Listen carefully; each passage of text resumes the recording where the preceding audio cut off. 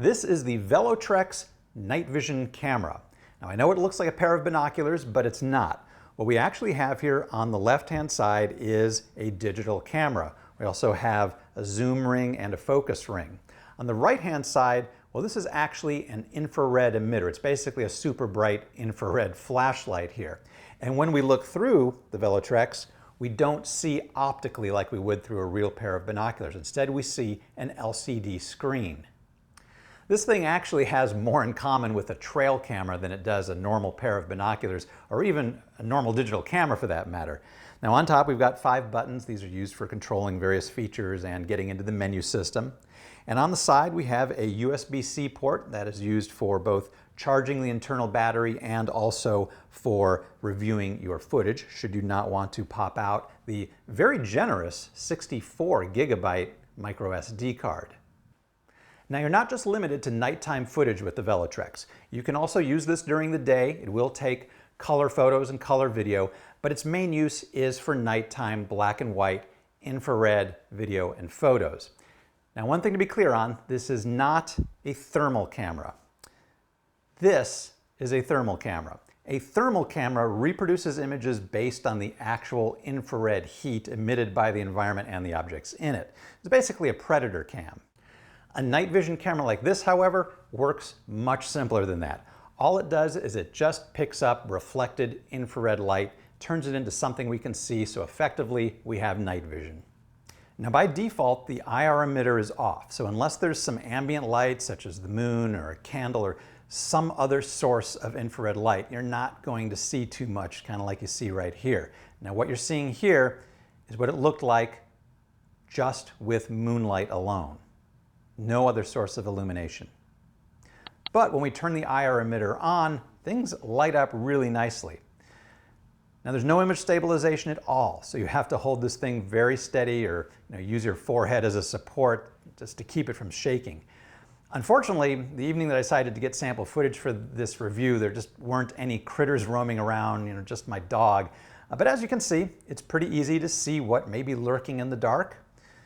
Eyes especially tend to reflect back, so if there's anything watching you, you're likely to notice it real quick. And the infrared emitter, it has several brightness settings, so you can really crank it up to see far off in the distance. One issue, however, is that the IR light is not very well spread out. It's a little bit focused, so you tend to get hot spots in the middle of the view, and things that are near to the camera will tend to blow out a little bit. Now overall, this does work reasonably well as a night vision device. There is a lot of ISO gain noise, but it does what it claims to do, which is allow you to see in the dark. If I zoom in all the way, I can even see the Orion Nebula through this. And also, in addition to the video, we can also take 8 megapixel still shots like these. Like I said, you can also use this to take daytime color photos and video, but I really wouldn't recommend that. The photos are 8 megapixel, the video is 1080p, and that in itself would not necessarily be a bad thing if it had good image quality, which it doesn't. It ends up the video quality and the photo quality in daytime mode is pretty terrible. The images are extremely contrasty, they have very, very poor dynamic range, so the highlights get blown out, the shadows get crushed, and frankly, I'm not even convinced that these are native 8 megapixel photos because they look like lower resolution photos that have been upsampled. Now I don't know that for certain, but that's what it looks like to me. Also, there's no autofocus. The focus is done manually with the ring on the side, and it is extremely sensitive. So getting a sharp focus, it's really quite challenging. Also, when you're looking through on the screen, well, that screen just isn't very high resolution, so it's kind of hard to tell when you've got it in focus and when you don't. Also, one of the most annoying things is that when you zoom the camera, it loses its focus. So if you're watching something and you want to zoom in or zoom out for a better view, you lose focus every time. Sometimes the focus goes so bad that you lose track of what you were looking at. It's very difficult to track moving objects and zoom at the same time.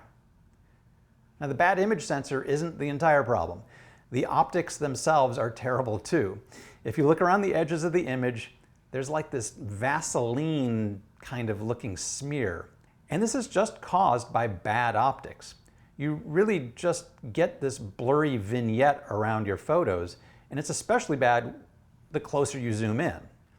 Now, I don't mean to sound like I'm just ripping on this thing, but I do have to talk about the buttons. The buttons don't make any sense. They're not particularly well thought out. But I will say this, after using this for just a couple of minutes, you kind of get used to the nonsensical buttons. For example, the big button in the middle here, this is the power button. You hold the power button down to turn the device on and off. Now, you would expect maybe the power button or the big button here to be your main button. Maybe that's the start, stop, record, and your take a photo button, but it's not. It ends up the OK button, this tiny button all the way up front, is the button that you have to kind of fidget for to find to start your video recording and to take your photos. The power button, if you tap it, it'll switch between daytime mode and nighttime mode. Okay, fine. But then you've also got this down arrow button. This actually controls the brightness of your infrared emitter. No real reason why, but that's the way it is. Now the M button here, well, you'd think that just tapping that would take you to the menu system, but it doesn't. It ends up tapping the M button will toggle you between video recording, photo mode, and playback mode. If you want to go to the menu system, you have to hold the M key down. Now, I'm not going to go into the whole menu system on this. It's pretty basic and straightforward, but suffice to say that navigating through the menu system is equally as confusing. But like I say, at night, you're not really paying attention to what's on these buttons. You're doing it mostly by feel.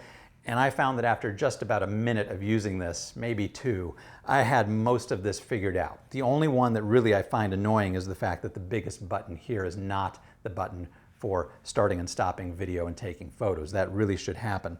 The other thing is I do wish that it had illuminated buttons, because sometimes I've found that when it is pitch black outside, you can't see anything, and it's very hard just to kind of set your fingers to where they need to be to get going.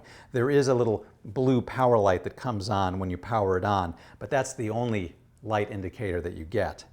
So, is the Velotrex going to replace my image-stabilized optical Canon binoculars? Not a chance. Am I going to be using this to take professional wildlife photography? Not a chance. To be totally honest, I cannot think of one possible use for using this thing for daytime video and daytime photography. I mean, even my Sony RX100 pocket camera takes vastly superior photos at roughly the same zoom magnification. Now, that being said, I will say this. The Velotrex is way better than this. This is my sharper image digital binoculars, and these are quite possibly the worst things ever. So as far as daytime use, the Velotrex is actually better than these. But what's important here is the fact that this is a night vision camera. It's really not marketed as a daytime camera. So you can kind of forget about everything I just said about how horrible it is during the day, because that's not what it's marketed for. That's not even what it says on the box. And it ends up that for night vision, this is actually pretty good. I'm really quite happy with it. So we have a ranch. There's always critters out there at night, and we're always wondering what they are. Well, with these, we can actually see them. These things work really quite well. The question is it worth the price? The Velotrex night vision camera costs a whopping $350. That is an outrageous price for this. Now, luckily, currently, at the time I'm doing this review, it's on sale on Amazon for $300, and there's another $30 coupon if you check the little checkbox. So you can actually get it for $270. But honestly, I still think that's way too much. At the beginning, I said that this thing had more in common with a trail camera than an actual pair of binoculars or a real camera. And that's true. I actually own quite a few trail cameras, and I'm pretty sure that I've never paid more than maybe $140 for any of them. And I'm also pretty sure that the image and video quality on any of those trail cameras is better than what I get on this. So $270 to $350, it's a pretty tall order for this. I mean, it doesn't have image stabilization, it doesn't have autofocus, so that's a lot of money to spend for one of these. But at the end of the day, it does do a good job of what it's supposed to do, and that is give you night vision. It does work. I like them. I will be using them out at my ranch. I'm definitely not going to use them for any daytime use, but for night vision, I do actually think these are pretty good. Whether it's worth the money or not, it's up to you. So, as always, thanks for watching. If you have any questions or comments, please leave them below.